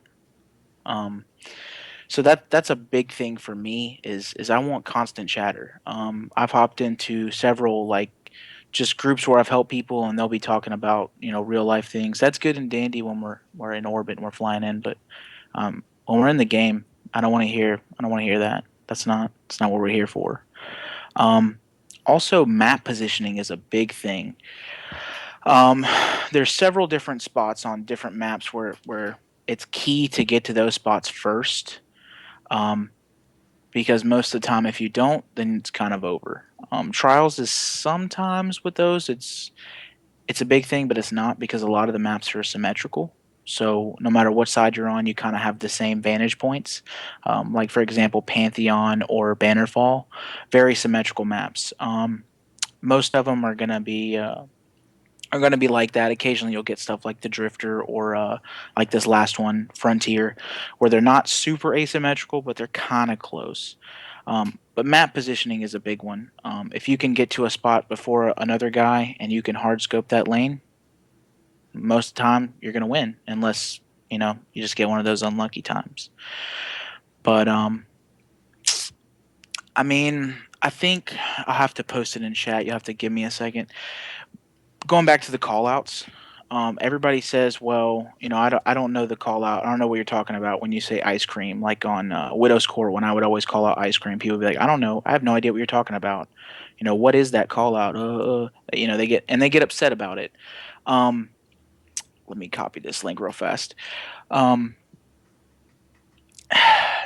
Having the same call outs as your teammates really matters, because if one call out is something for you, but for me, I don't know what it is, or it's a different one, I can be looking in the totally opposite direction. So call outs are a very strong point. I know I keep emphasizing that, but that's kind of like my biggest pet peeve in the world when I'm playing trials is if you're not talking, you're losing. Um, I mean, it. Another thing too that you kind of have to work with is, and it's hard with an LFG group, is figuring out people's play styles. Whether you have a teammate that rushes, whether you have a teammate that camps, so on and so forth, and where you kind of mesh into that mold that you guys are trying to do. One of the biggest things that I need to start touching on, especially in my stream, is people who I'm helping.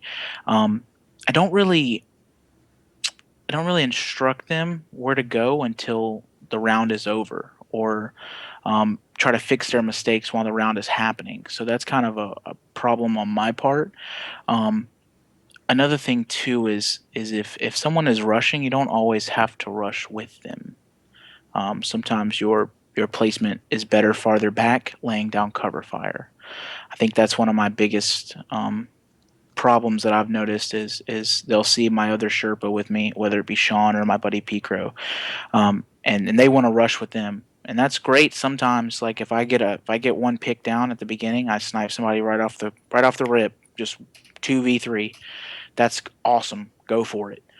But if it's a 3v3 or a 2v3 and we're down one person, there's no need to follow them. Reses are the key. Reses will win you the game hands down 9 times out of 10.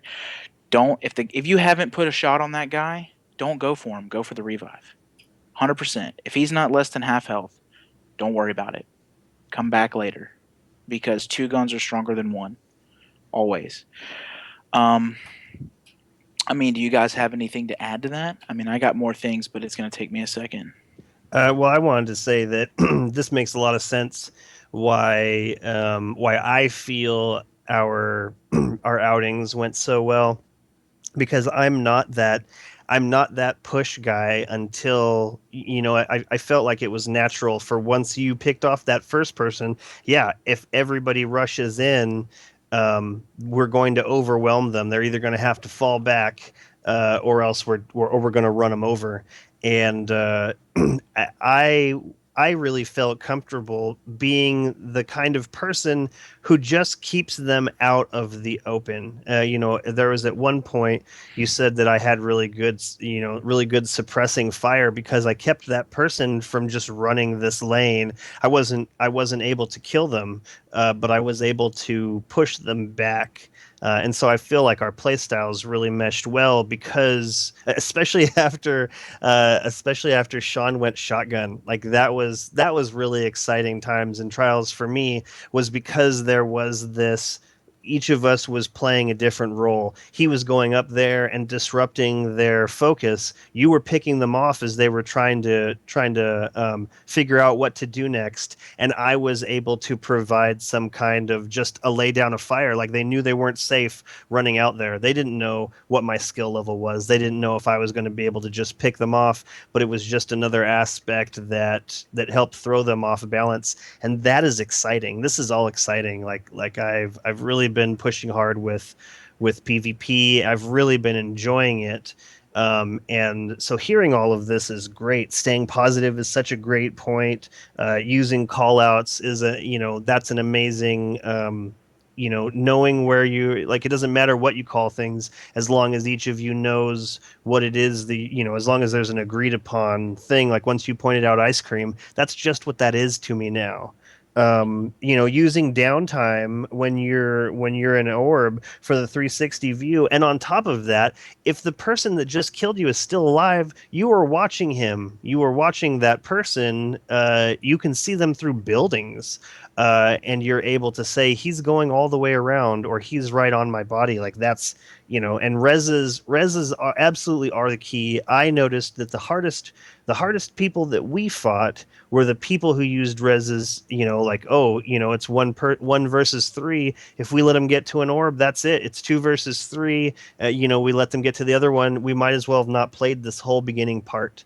So all of these are great examples, and I feel like you were able to show me all of these things in our time in Trials, and I'm looking forward to going back out with you guys at some point when I win that raffle. I'm gonna win that raffle. I'm gonna be there. Mhm. I'm gonna take Last Word out. I'm gonna try that out at some point. Yeah, because watching you use it made it seem like, I don't know, it was really exciting. I don't know.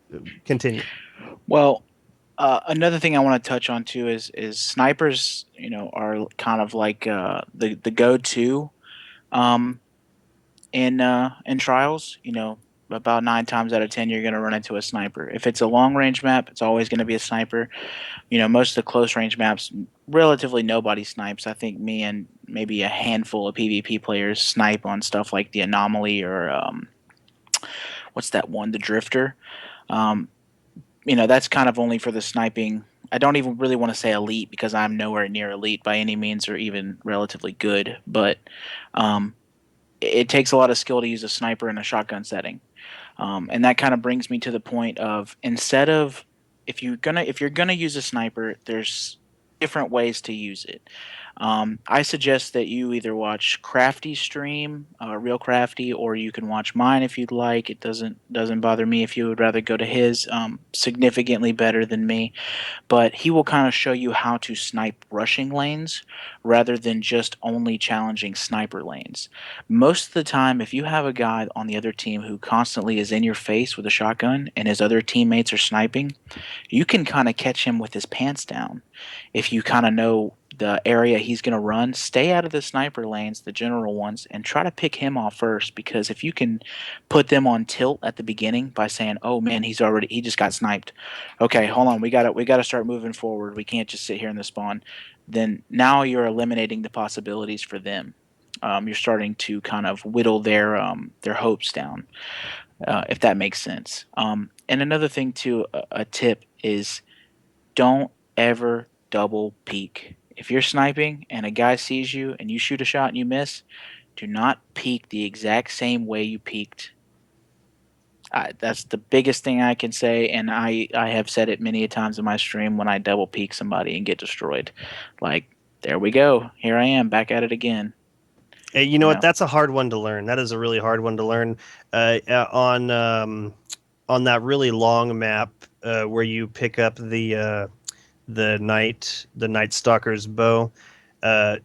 I learned that the hard way, and if you peek and you shoot and you don't take that guy down, it's really just best to go to the other sniper lane. They're not necessarily waiting for you down there, whereas the guy who just saw you is going to be waiting for you. So that's a great point. Continue. Another big thing too, and Lawn Boy brought it up, and I hate that I kind of got a little edgy with him last weekend. But revive pushing. Whenever you go for someone's revive, instead of just picking them up and running away from their body, um, you want to take your guardian, and as you revive them and you see their guardian pop back to life, you want to push your guardian into theirs and move them in the direction that you're running. Now what that does, it does two things for you. It moves the revive, so if a sniper is sniping it, it's no longer in the same position, but also the aim assist in the game will kind of work against the sniper. What happens is the aim assist will want to pull it towards your head, but you're moving both people in one direction. So what it does is it kind of confuses the aim assist. It doesn't know which target to kind of lock onto. You see what I'm saying? Totally. And if you are on the receiving end of that, you're sniping a res and someone pushes it, you'll understand what I'm saying, because it kind of feels like I was on that. What happened? Like, why did that? How? There's no way I could have missed that.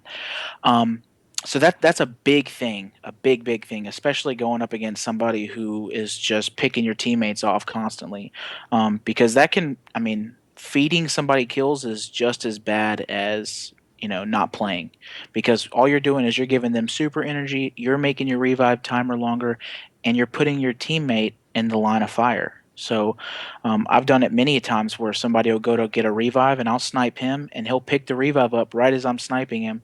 So his guy gets revived and then I get to pick his buddy off the revive. So that's 2 kills right there that I could have maybe just gotten 1 instead.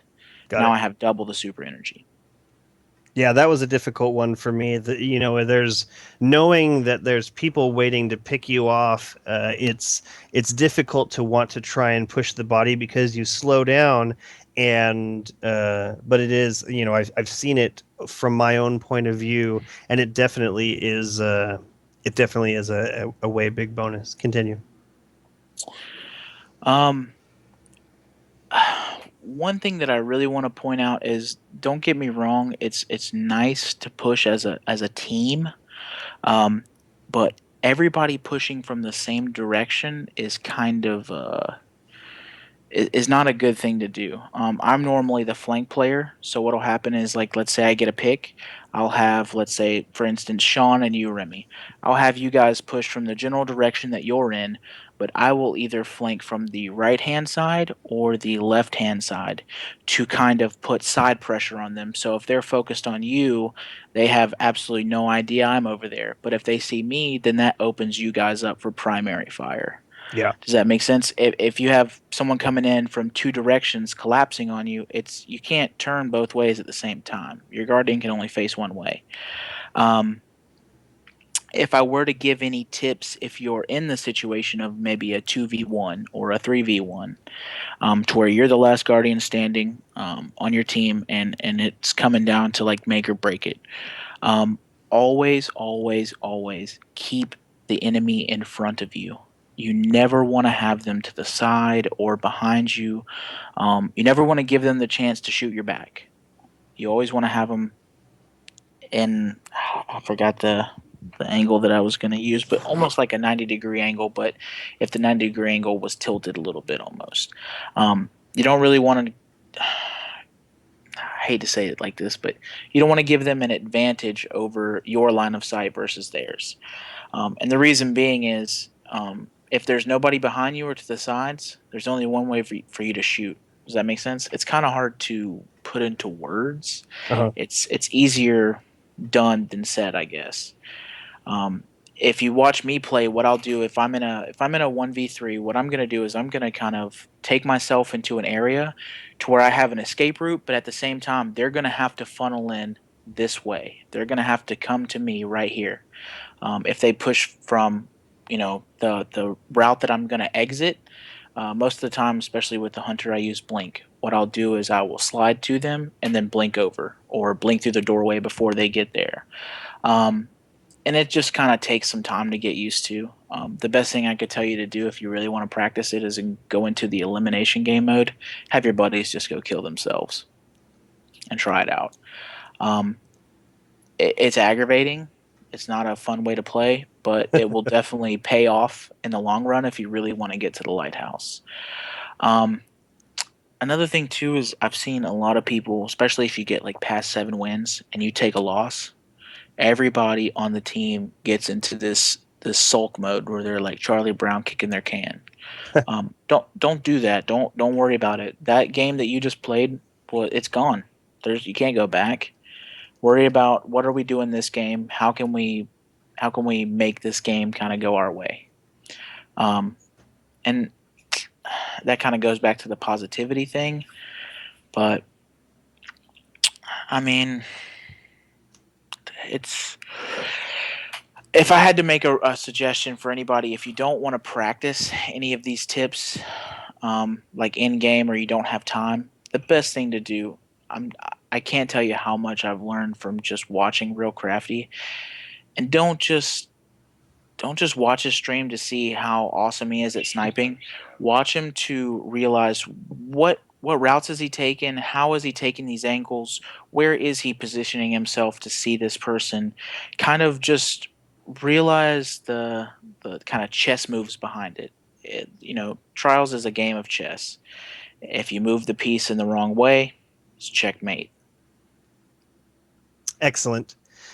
Thank you very much, Spanky. Those are all great points. And there is a magic to you just saying them out loud. It's important for people to hear them. And I hope that those listening at home, I hope this is helpful to you. Trials has some really great gear, especially moving into an era where Trials will drop the highest light level, possibly the highest light level, and also just being able to infuse 1-to-1. Like, this is a great place to get really great gear. I used that reflection sum that I got. I used that all for that hard mode Oryx, and I just kept thinking, man, I would not be here if it wasn't for you, Spanky. Like, I would not have that gear up at that light level, and I would not be using that specific pulse rifle. So we are coming down to the last couple of minutes of what we got. Agrios, did you have a quick list of things you wanted to read, or are we just moving stuff on to next week? Oh yeah, the only thing else is that the next April update will conclude with the Sandbox and Crucible updates. So we've talked about what we're going to play, what we're going to get when we play. Now we're going to find out all about how we're going to play it. And so to be continued. Excellent. Excellent, outstanding. Okay, then unless anybody else has anything they definitely wanted to say right now, anybody got anything? Yeah, I do. This goes out to everybody listening, and everybody that's not listening needs to hear this too. This is a game, and you're supposed to go out and have fun. Don't be salty in chats. Don't be salty that you didn't get something or that you're not 320 or whatever else. It's a game. Go and enjoy it. Have fun. Make friends. Excellent, I excellent should advice. also make an announcement. This is my last podcast ever. Oh yeah, Yeah. excellent. And also, welcome to April. Oh man, Oh man. man, Well, I got something that's not an April Fool's joke. hit it. On April the 8th, I will be doing a 200 follower giveaway in my stream. First ticket is free for the giveaway. The rest you can buy. It is 3 months of PlayStation Plus or Xbox Live. It's just a little thank you for anybody who has viewed or is following me. You have to be following to win, but it is completely free. You just tell me what system you're on. I will go buy the card, take a picture of it, send you the code. All good. Awesome. Well then, why don't we do shout outs? Why don't you hit your shout out, Spanky? My shout out is to you guys. I feel awesome that I was invited to be on here, and I definitely appreciate it, guys. Thank you for giving me this platform. Yeah, not a problem. You are definitely a very interesting individual, very talented, and I wanted to share this with people. You know, I learned so much from playing with you, and being able to spread this information. You know, thank you for coming Not a on. problem. Yeah, thanks for joining us. No problem. Sharks, shout out. My shout out is to Chimneycraft. They just installed a brand new heating system in my house, so I'm not going to freeze. I'm not going to be wearing sweaters anymore or sweatshirts while I'm playing, so I will be a much happier gamer. Excellent, Agrios. My shout out goes to all the Guardian agents out there who will be torn between sorting their time between the April 12th Destiny update and the April 12th new incursions coming to the division. Man, that's definitely gonna to divide people. I'm interested in seeing how that rolls out as well. Where do you fall, Agrios? Well, that really depends on my friends' schedules because I'm only interested in playing Destiny with friends at the moment. So, like, Destiny currently has no real solo like attention from me. They it's I have no desire to grind to collect things, and there's no new story or new things for me to explore or True. like go into details in. Like when I'm playing through with friends, maybe I can't observe all the finest details of a level, and that's when I would like how I can appreciate solo play. Well, Destiny's isn't really bringing any of that to the table with me. Everything's just Yeah. redesigned cosmetically and resurfaced, PoE and stuff like that. So I'm only really interested in doing that with friends. So I'm just going to say that depends on my friends' schedules. I will definitely be doing both that day, though. All right. That sounds good. I'm down with that. Sharks, let's get on it. Jez. Shout out to whoever at Bungie decided to have this swath of information in a very forthright manner, I guess. Just very almost clear, but not too clear. I like it. It's definitely succinct. Yes, with my very fancy words. Crimson Warlock. My shout out tonight is to Fernando Design for winning the movie of the week this week. It was awesome. And being a mechanical engineer who enjoys design, I was envious that you were able to do that. So good on you. I enjoyed it a lot and love to see another one from you. Excellent. Outstanding. My shout out this week is to Spanky because it was really you who put me on the train that I'm on right now. Like if you hadn't reached out to me, I wouldn't have got the gear from Trials, and if I didn't have that gear from Trials, I wouldn't have done Oryx hard mode. And I don't know, it's just been, Destiny in my world is was great because I love Destiny, but having done all of this additional stuff, it's really reawakened this section of my life that's really awesome. So thank you, Spanky. Thank you, Sean, for taking me to the lighthouse and for pushing me in the right direction. Like I could tell, you guys weren't giving me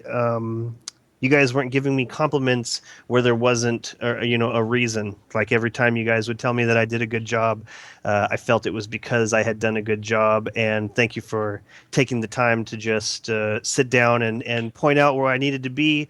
And it was a great experience, and I look forward to playing with you guys again in the future. So thank you very much, Spanky. Not a problem. That wraps up episode 77. I would like to thank everyone listening for tuning in. I hope you enjoyed the show. If you have any questions or suggestions for topics to be discussed on the show, please leave them in the comments below or send them to feedback@guardian1.net, and we will see you next week.